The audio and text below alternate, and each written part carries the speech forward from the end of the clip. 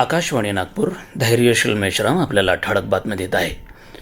लोकशाही संविधानवादी लोकमंच, महाविकास आघाडी आणि विविध सामाजिक संघटनांच्या संयुक्त विद्यमाने खामगावात केंद्र सरकारच्या कथित हुकुमशाहीच्या विरोधात सोनम वांगचुक यांच्या समर्थनार्थ तसेच संविधान संरक्षणाच्या मागणीसाठी धरणे आंदोलन आणि मोर्चा काढण्यात आला.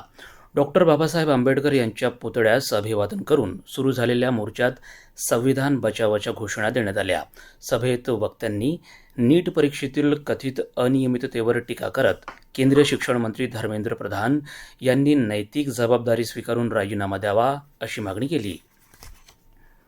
मुख्यमंत्री देवेंद्र फडणवीस यांच्या वाढदिवसानिमित्त भारतीय जनता पक्ष महिला मोर्चा महाराष्ट्र प्रदेशाच्या वतीने बुधवारी 22 जुलै दुपारी 4 वाजता वंदे मातरम उद्यान बजेरिया रजवाडा पॅलेस समोर इथं देवाभाऊ कृषी माऊली सोहळा आयोजित करण्यात आला आहे. महिला शेतकऱ्यांच्या सन्मानासाठी आणि त्यांच्या सक्षमीकरणासाठी राबविण्यात येणाऱ्या या उपक्रमात 100 महिला शेतकऱ्यांना मोफत कृषी माऊली किटचं वितरण करण्यात येणार आहे.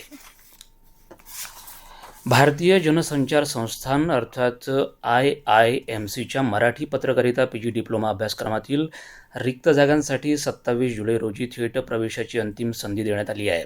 इच्छुक उमेदवारांनी 26 जुलैपर्यंत नोंदणी करून घ्यावी. तसंच प्रवेश परीक्षा 27 जुलै रोजी सकाळी 11 वाजता अमरावती इथं होणार आहे. त्या कोणत्याही शाखेतील पदवीधर तसेच अंतिम वर्षातील विद्यार्थी अर्ज करण्यास पात्र असून अधिक माहिती IIMCच्या अधिकृत संकेतस्थळावर उपलब्ध आहे.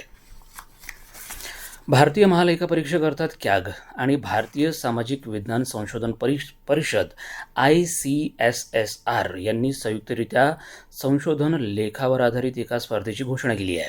पदवी, पदव्युत्तर तसंच PhD करणाऱ्या विद्यार्थ्यांसाठी ही स्पर्धा असून 1 ऑगस्ट 2026 ते 30 सप्टेंबर 2026 या कालावधीत विद्यार्थ्यांना आपले लेख कॅग आणि ICSSRच्या संकेतस्थळावर अपलोड करता येतील. चीनमध्ये शांघाय इथं झालेल्या 67व्या आंतरराष्ट्रीय गणित ऑलिम्पियाड स्पर्धेत भारतीय संघाने 2 सुवर्ण आणि 4 रौप्य पदकं जिंकली आहेत. सुवर्ण पदक विजेत्यांमध्ये दिल्लीचा आरव गुप्ता आणि कर्नाटकचा एबेल जॉर्ज मॅथ्यू याचा समावेश आहे. तर मुंबईची श्रेया मुंद्रा, कर्नाटकचा भैरव मुरुगन, दिल्लीचा कणव तलवार आणि केरळची संजना फिलो चाको यांनी रौप्य पदक जिंकली आहेत.